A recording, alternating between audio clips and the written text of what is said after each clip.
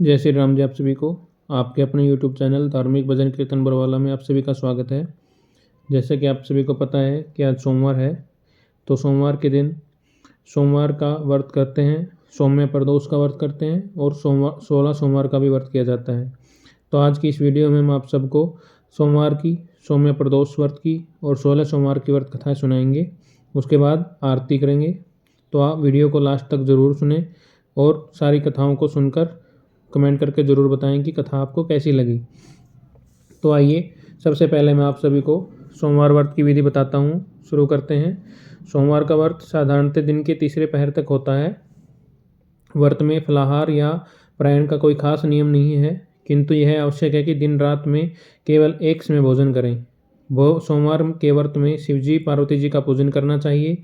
सोमवार के व्रत 3 प्रकार के होते हैं, साधारणतः प्रति सोमवार, सौम्य प्रदोष और 16 सोमवार, जैसा कि मैंने आपको वीडियो की स्टार्टिंग में बताया था। विधि तीनों की एक जैसी है। शिव पूजन के पश्चात कथा सुननी चाहिए। व्रत कथा, प्रदोष व्रत कथा और 16 सोमवार का व्रत कथा तीनों अलग अलग हैं। सो आगे ध्यान से सुनिए। शुरू करते हैं सोमवार की व्रत कथा। एक नगर में बहुत धनवान साहूकार रहता था। उसके घर में धन की कोई कमी नहीं थी, परंतु वह बहुत दुखी था क्योंकि उसके कोई पुत्र नहीं था। वैसी चिंता में दिन रात दुखी रहता था। पुत्र की कामना के लिए वह प्रत्येक सोमवार शिवजी का पूजन, व्रत और पूजन किया करता था। वह सायंकाल मंदिर में जाकर शिवजी के सामने दीपक जलाया करता था। उसके इस भक्ति भाव को देखकर एक समय पार्वती जी ने शिवजी महाराज से कहा, महाराज, यह साहूकार आपका अनन्य भगत है, सदैव आपका व्रत और पूजन बड़ी श्रद्धा से करता है। आपको इसकी मनोकामनाएं पूर्ण करनी चाहिए। शिवजी ने कहा, हे पार्वती, यह संसार कर्म क्षेत्र है। किसान खेत में जैसा बीज बोता है वैसा ही उसको फल मिलता है। उसी समय मनुष्य इस संसार में जैसा कर्म करते हैं वैसे ही फल भोगते हैं। माता पार्वती के अनंत आग्रह से कहा, महाराज, जब आपका अनन्य भगत है और अगर इसको कोई किसी प्रकार का दुख है तो उसे आपको अवश्य दूर करना चाहिए। आप तो सदैव अपने भक्तों पर दयालु होते हैं और उनके दुखों को दूर करते हैं। यदि आप ऐसा नहीं करेंगे तो मनुष्य आपका पूजन तथा व्रत क्यों करेंगे। माता पार्वती का ऐसा आग्रह देख शिवजी कहने लगे, हे पार्वती, इसके कोई पुत्र नहीं है। इसी चिंता में यह अत्यंत दुखी रहता है। इसके भाग्य में पुत्र न होने पर भी मैं इसको पुत्र की प्राप्ति का वर देता हूँ, परंतु वह पुत्र केवल 12 वर्ष तक जीवित रहेगा। इसके पश्चात वह मृत्यु को प्राप्त हो जाएगा। इससे अधिक मैं इसके लिए कुछ नहीं कर सकता। माता पार्वती और भगवान शिव का यह वार्तालाप साहूकार सुन रहा था। इससे उसको न कोई प्रसन्नता हुई और न ही कोई दुख हुआ। वह पूर्व की तरह शिवजी का व्रत और पूजन करने लगा। कुछ समय बाद साहूकार की स्त्री गर्भवती हुई और 10वें महीने उसके एक सुंदर गर्भ से सुंदर पुत्र की प्राप्ति हुई। साहूकार के घर में बहुत खुशियां मनाई गई, परंतु साहूकार तो यह जानता था कि उसकी केवल 12 वर्ष की आयु है, इसलिए उससे अधिक प्रसन्नता प्रकट नहीं की और न ही किसी को यह भेद बताया। जब वह बालक 12 वर्ष का हो गया तो बालक की माता 11 वर्ष का हो गया तो बालक की माता उसके पिता से उसके विवाह के लिए कहा। साहूकार ने कहा, अभी मैं इसका विवाह नहीं करूंगा, मैं अपने पुत्र को काशी जी पढ़ने के लिए भेजूंगा। साहूकार ने बालक के मामा को बुलाकर उसको बहुत सा धन देकर कहा, तुम इस बालक को काशी जी पढ़ने के लिए ले जाओ और रास्ते में जिस स्थान पर भी जाओ यज्ञ और ब्राह्मणों को भोजन कराते और दक्षिणा देते हुए जाना। दोनों मामा भांजे यज्ञ करते और ब्राह्मणों को भोजन कराते तथा दक्षिणा देते हुए काशी की ओर चल पड़े। रास्ते में उनको एक शहर पड़ा। उस शहर में के राजा की कन्या का विवाह था, परंतु जो राजकुमार विवाह करने के लिए आया था वह एक आंख से काना था। उसके पिता राजा को इस बात की बड़ी चिंता थी कि कहीं राजकुमार को देख राजकुमारी और उसके माता पिता विवाह में किसी प्रकार की अड़चन पैदा न कर दें। जब उसने अति सुंदर सेठ के लड़के को देखा तो मन में विचार किया कि क्यों न द्वारचार के समय इस लड़के के सेवर का काम चलाया जाए। ऐसा मन में विचार कर राजकुमार के पिता ने उस लड़के और उसके मामा से बात की। वे राजी हो गए। फिर उस साहूकार के लड़के को वर के कपड़े पहनाकर तथा घोड़ी पर बैठाकर कन्या के द्वार पर ले गई। तब सभी कार्य प्रसन्नता से पूर्ण हो गया। राजकुमार के पिता ने सोचा कि यदि विवाह कार्य भी इसी लड़के से करा लिया जाए तो क्या बुराई है। ऐसा विचार कर लड़के और उसके मामा से कहा, यदि आप फेरों और कन्यादान के काम को भी करा दें तो आपकी बड़ी कृपया होगी। मैं इसके बदले आपको बहुत सारा धन दूंगा। दोनों ने इससे सहर्ष स्वीकार कर लिया और विवाह कार्य भी बहुत अच्छी तरह से संपन्न हो गया। सेठ का पुत्र जिस समय जाने लगा तो उसने राजकुमारी की चुंदरी के पल्ले पर लिख दिया कि तेरा विवाह मेरे साथ हुआ है, परंतु जिस राजकुमार के साथ तुमको भेजेंगे वह एक आंख से काना है।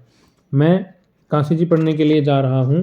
सेठ के लड़के के जाने के पश्चात राजकुमारी ने जब अपनी चुंदरी पर ऐसा लिखा हुआ पाया तो उसने कान्हे राजकुमार के साथ जाने से मना कर दिया। उसने अपने माता पिता को सारी बातें बता दी और कहा कि यह मेरा पति नहीं है, मेरा विवाह इसके साथ नहीं हुआ है, जिसके साथ मेरा विवाह हुआ है वह तो काशी जी पढ़ने गया हुआ है। राजकुमारी के माता पिता ने अपनी कन्या को विदा नहीं किया और बारात वापस चली गई। उधर सेठ का लड़का और उसके मामा काशी जी पहुंच गए। वहां जाकर उन्होंने यज्ञ करना और लड़के से ने पढ़ना शुरू कर दिया। जिस दिन लड़के की आयु 12 साल की हुई उस दिन उन्होंने यज्ञ रचा रखा था। लड़के के माँ ने अपने मामा से कहा, मामा जी आज मेरी तबीयत कुछ ठीक नहीं है। मामा ने कहा, अंदर जाकर सो जाओ। लड़का अंदर जाकर सो गया। थोड़ी देर में उसके प्राण निकल गए। जब उसके मामा ने आकर देखा कि उसका भांजा मृत पड़ा है तो उसको बड़ा दुख हुआ। उसने सोचा कि अगर मैं अभी रोना पीटना मचा दूंगा कि यज्ञ का कार्य अधूरा रह जाएगा। अतः उसने जल्दी से यज्ञ का कार्य समाप्त कर ब्राह्मणों के जाने के बाद रोना पीटना शुरू कर दिया। संयोगवश उसी समय शिव पार्वती उधर से जा रहे थे। जब उन्होंने जोर जोर से रोने की आवाज़ सुनी तो पार्वती कहने लगी, महाराज कोई दुखिया रो रहा है, इसके कष्ट को दूर कीजिए। जब शिवजी पार्वती जी वहां पहुंचे तो उन्होंने पाया कि वहां एक लड़का मृत पड़ा है। माता पार्वती कहने लगी, महाराज यह तो उसी सेठ का लड़का है जो आपके वरदान से उत्पन्न हुआ था। शिवजी ने कहा, हे पार्वती इसकी आयु इतनी ही थी, वह सो भोग चुका।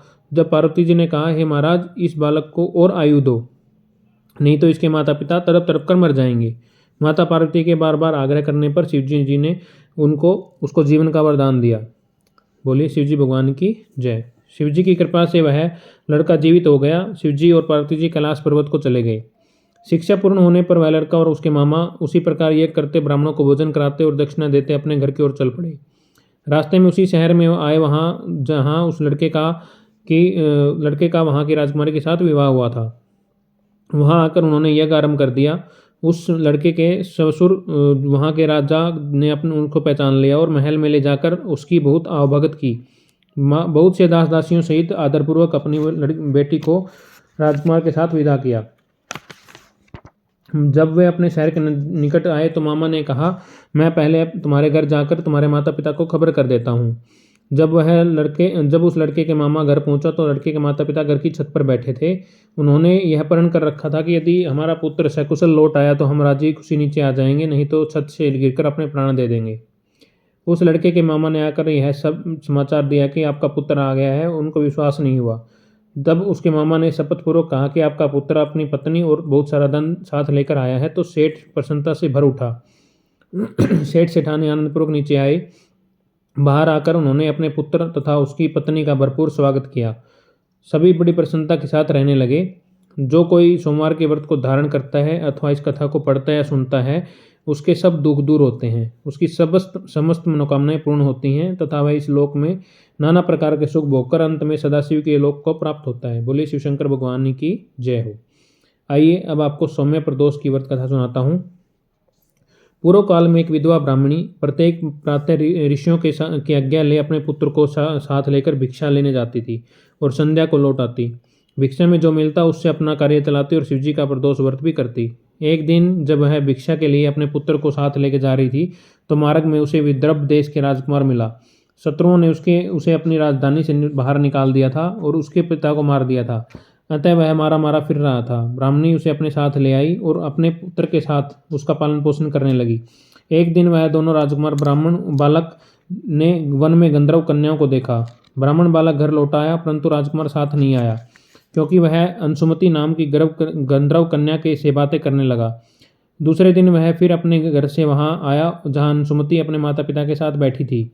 कुछ दिन पश्चात अंशुमति के माता पिता ने राजकुमार धर्मगुप्त से कहा कि तुम विदर्भ देश के राजकुमार धर्मगुप्त हो। हम श्री शंकर जी की आज्ञा से अपनी पुत्री अंशुमति का विवाह तुम्हारे साथ कर देते हैं। राजकुमार धर्मगुप्त का विवाह अंशुमति के साथ हो गया। बाद में राजकुमार ने गंधर्व राज की सेना की सहायता से विदर्भ देश पर अधिकार कर लिया और ब्राह्मणी के पुत्र को अपना मंत्री बना लिया। यथार्थ में यह सब उस ब्राह्मणी के प्रदोष व्रत का फल था। बस उसी समय से यह प्रदोष व्रत संसार में प्रतिष्ठित हुआ। बोले शंकर भगवान की जय हो।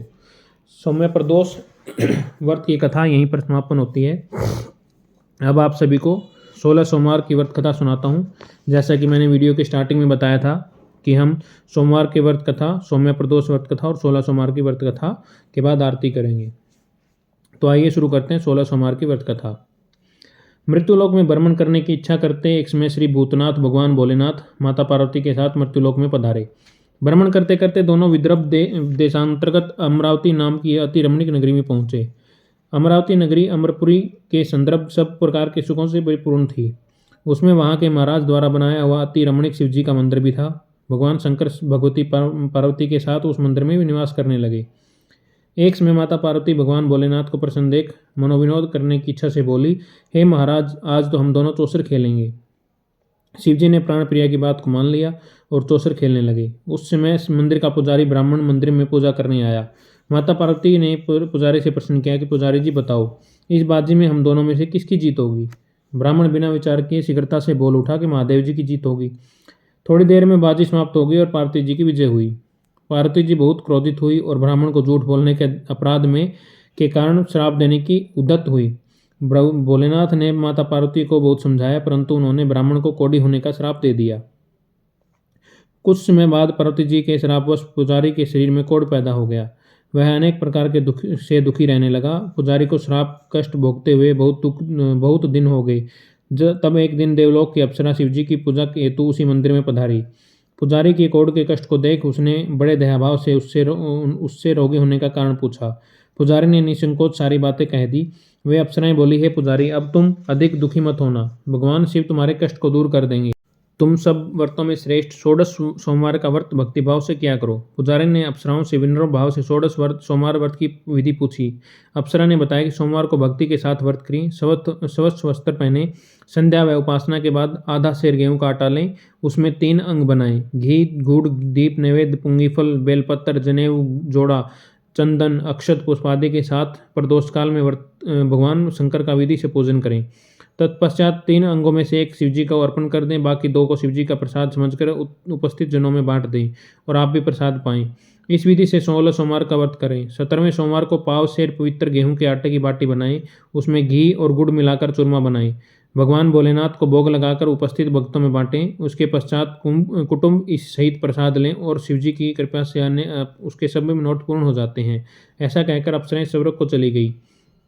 ब्राह्मण ने यथाविधि 16 सोमवार का व्रत किया और भगवान शिवजी की कृपा से रोगमुक्त होकर आनंद से रहने लगा। कुछ दिन बाद शिवजी और पार्वती जी फिर से उस मंदिर में पधारे। ब्राह्मण को निरोग देख पार्वती जी ने ब्राह्मण से रोगमुक्त होने का उपाय पूछा तो ब्राह्मण ने 16 सोमवार व्रत की कथा सुनाई।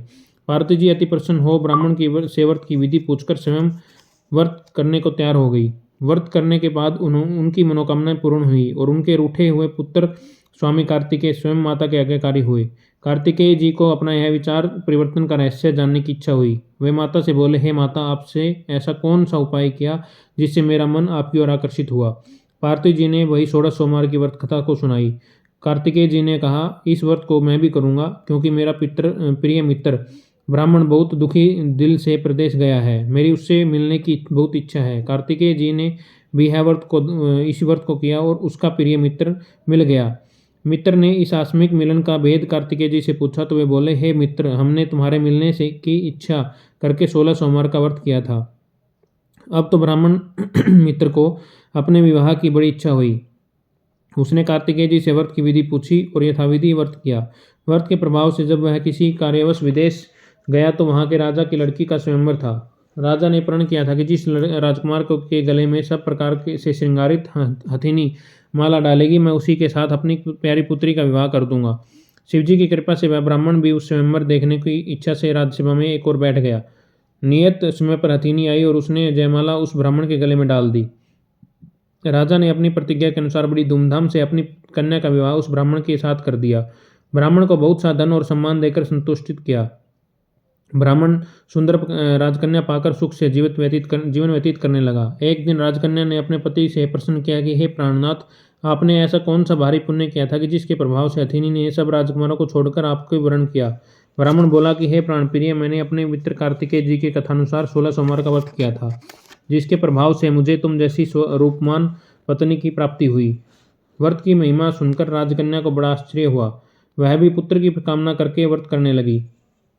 शिवजी की दया से उसके गर्भ से एक सुंदर पुत्र, सुशील, धर्मात्मा और विद्वान पुत्र प्राप्त हुआ। माता पिता दोनों उस देवपुत्र को पाकर अत्यंत प्रसन्न हुए और उसका लालन पालन भली प्रकार से करने लगे। जब पुत्र समझदार हुआ तो एक दिन उसने अपनी माता से प्रश्न किया कि हे माता, तुम कौन सा व्रत एवं तप किया जो मेरे जैसा पुत्र तुम्हारे गर्भ से उत्पन्न हुआ। माता ने 16 सोमवार व्रत की कथा पुत्र को बताई। पुत्र ने जब सब तरह से मनोरथ पूर्ण करने वाले सरल व्रत को सुना तो वह भी राज्याधिकार पाने की इच्छा से हर सोमवार को यथाविधि वह व्रत करने लगा। व्रत शुरू होने के बाद उस देश के वृद्ध राजा के ने दूतों ने आकर उसको राजकन्या के लिए वर्ण किया। राजा ने अपनी पुत्री का विवाह ऐसे सर्वगुण संपन्न ब्राह्मण युवक के साथ करके बड़े सुख प्राप्त किया। वृद्ध राजा ने के दिवंगत हो जाने के बाद इसी ब्राह्मण युवक को सिंहासन पर बैठाया गया, क्योंकि दिवंगत राजा के कोई पुत्र नहीं था। राज्य का उत्तराधिकारी होकर भी वह ब्राह्मण पुत्र 16 सोमवार का व्रत करता रहा।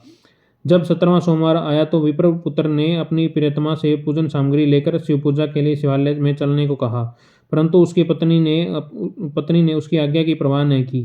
दास दासियों द्वारा सब सामग्रियां शिवालय भिजवा दी, परंतु आप नहीं गई। जब राजा ने शिवजी का व्रत पूजन समाप्त किया तब आकाशवाणी हुई, हे राजा, अपनी इस रानी को राजमहल से निकाल दे, नहीं तो यह तेरा सर्वनाश कर देगी।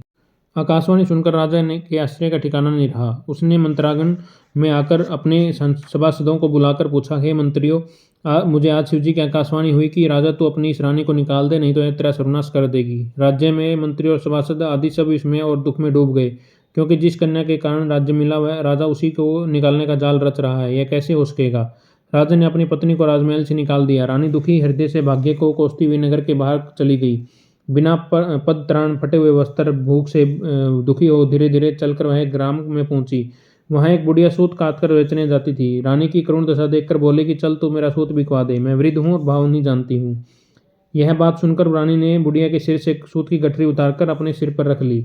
थोड़ी देर बाद आंधी आई और बुढ़िया का सूत पोटली सहित उड़ गया। बेचारी बुढ़िया पछताती रह गई और रानी को अपने से दूर करने रहने को कहा। उसके बाद रानी एक तेली के घर गई तो शिवजी के प्रकोप के कारण तेली के सब मटके उसी क्षण चटक गए।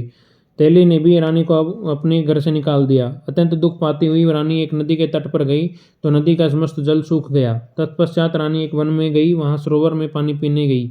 उसके हाथ का स्पर्श होते ही सरोवर का जल नीलकमल के समान जल असंख्य कीड़ामय होकर गंदा हो गया।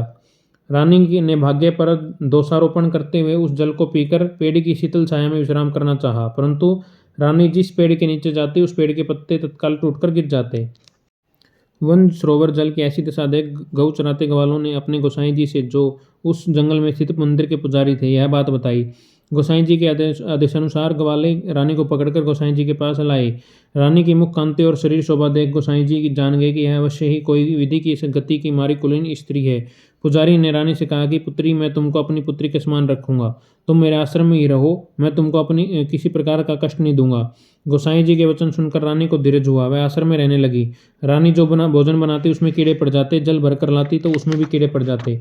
रानी की ऐसी दशा देख गोसाई जी भी बहुत दुखी हुए और रानी से बोले, हे बेटी, तुम्हारे ऊपर कौन सी देवता का कोप है जिससे तुम्हारी ऐसी दशा हुई। पुजारी की बात सुनकर रानी ने शिवजी के पूजन का बहिष्कार करने की बात बताई तो पुजारी शिवजी महाराज की अनेक प्रकार की स्तुति करते हुए रानी से बोले कि हे पुत्री, तुम सब मनोरथ पूर्ण करने वाले 16 सोमवार का व्रत करो, उसके प्रभाव से तुम्हारे सब कष्ट से दूर हो जाएंगे और तुम कष्ट मुक्त हो जाओगी। गोसाई जी की बात सुनकर रानी ने 16 सोमवार का व्रत किया। 17वें सोमवार को विधि विधान सहित पूजन किया। उस पूजन के प्रभाव से राजा के हृदय में विचार उत्पन्न हुआ कि रानी को गए बहुत समय व्यतीत हो गया, न जाने कहाँ कहाँ भटकती होगी, उसे ढूंढना चाहिए। यह सोच रानी को तलाश करने के लिए राजा ने चारों दिशाओं में दूत भेजे। वे दूत रानी को ढूंढते हुए पुजारी के आश्रम में पहुंचे। वहां रानी को पाकर पुजारी से रानी को अपने साथ लेकर जाने का आग्रह करने लगे, परंतु पुजारी ने मना कर दिया। दूत चुपचाप लौट आए और महाराज को रानी का पता बतलाया। रानी का पता पाकर राजा स्वयं पुजारी के आश्रम में गए और पुजारी से कहा, महाराज, जो देवी आपके आश्रम में रहती है वह मेरी पत्नी है। शिवजी के कोप से मैंने इसको त्याग दिया था, अब इस पर से शिवजी का प्रकोप शांत हो गया है, इसलिए मैं इसे लेने आया हूँ। आप इसको मेरे साथ जाने की आज्ञा दे दीजिए। गोसाई जी ने राजा के वचन को सत्य समझकर रानी को राजा के साथ जाने की अनुमति दे दी। गोसाई की आज्ञा पाकर रानी प्रसन्न होकर राजा के साथ महल में आई। नगरवासियों ने नगर द्वार तथा नगर को तोरण एवं बंधनवारों से विविध विधि से सजवाया। घर घर में मंगल गान होने लगे। पंडितों ने विविध मंत्रों से उच्चारण कर अपनी राजरानी का स्वागत किया। ऐसी अवस्था में रानी ने तुरंत पुनः अपनी राजधानी में प्रवेश किया। महाराज ने ब्राह्मणों को अनेक तरह से दान आदि देकर संतुष्ट किया। याचकों को धन धान्य दिया। नगरी में स्थान स्थान पर सदाव्रत खुलवाए जहाँ भूखों को भोजन मिलता था। इस प्रकार से राजा शिवजी की कृपा का पात्र हो राजधानी में रानी के साथ अनेक तरह से सुखों का भोग करता हुआ 16 सोमवार का व्रत करने लगा। विधिवत शिवजी पूजन करते हुए इस लोक में अनेक सुखों को भोगने के पश्चात दोनों शिवपुरी को पधारे। बोले श्री शंकर भगवान की जय हो। जो मनुष्य मनसा वाचा कर्मणा भक्ति सहित 16 सोमवार का व्रत एवं पूजन इत्यादि विधिवत करता है वह इस लोक में समस्त सुखों को भोगकर अंत में शिवपुरी को प्राप्त होता है। यह सब व्रत सब मनोरथ को पूर्ण करने वाला है। बोले श्री शंकर भगवान की जय हो। तो आज की इस वीडियो में हमने आप सभी को सौम्य प्रदोष व्रत कथा, 16 सोमवार की व्रत कथा और सोमवार की व्रत कथा सुनाई। अब हम शिव शंकर भगवान की आरती करते हैं। तो आइए। ओम जय शिव ओमकारा स्वामी जय शिव ओमकारा ब्रह्मा विष्णु सदा शिव अर्धांगिरीधारा। ओम जय शिव ओमकारा एकानन चतुरानन पंचानन राजे स्वामी पंचानन राजे हंसानन गरुड़ासन वृषवाहन साजे। ओम जय शिव ओमकारा दो भुज चार चतुर्भुज 10 भुज ते सोहे स्वामी 10 भुज ते सोहे तीनों रूप निरखता त्रिभुवन मन मोहे। ओम जय शिव ओमकारा स्वामी जय शिव ओमकारा अक्षमाला वनमाला मुंडमाला धारी स्वामी मुंडमाला धारी त्रिपुरारी कंसारी करमाला धारी। ओम जय शिव ओमकारा श्वेतांबर पीतांबर बागंबर अंगे स्वामी बागंबर अंगे सनकादिक ब्रह्मादिक भूतादिक संगे। ओम जय शिव ओमकारा स्वामी जय शिव ओमकारा कर में श्रेष्ठ कमंडल चक्र त्रिशूल धरता स्वामी चक्र त्रिशूल धरता जग करता जग हरता जग पालन करता। ओम जय शिव ओमकारा स्वामी जय शिव ओमकारा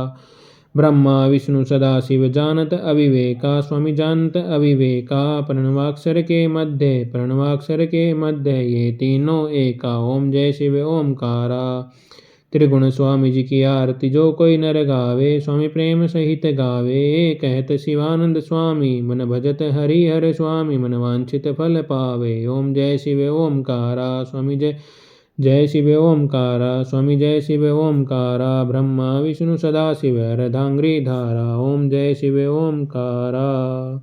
बोले शिव शंकर भगवान की जय हो। आज की 16 सोमवार की व्रत कथा, सोमवार व्रत कथा और सौम्य प्रदोष व्रत कथा आरती सहित यहीं पर समाप्त होती है। आप सभी को कथा कैसी लगी कमेंट करके ज़रूर हमें बताएं। अगर कुछ गलती त्रुटि हुई है हमारी इस वीडियो में तो हमें कमेंट करके ज़रूर बताएं ताकि हम आगे की वीडियो में हम इस गलती को सुधार सकें। धन्यवाद। आप सभी को ऐसी धार्मिक कथाएं भजन सुनने के लिए हमारे YouTube चैनल धार्मिक भजन कीर्तन बरवाला को लाइक करें, सब्सक्राइब करें और आगे शेयर करें। भगवान भोलेनाथ आप सभी पर अपनी कृपा बनाए रखें।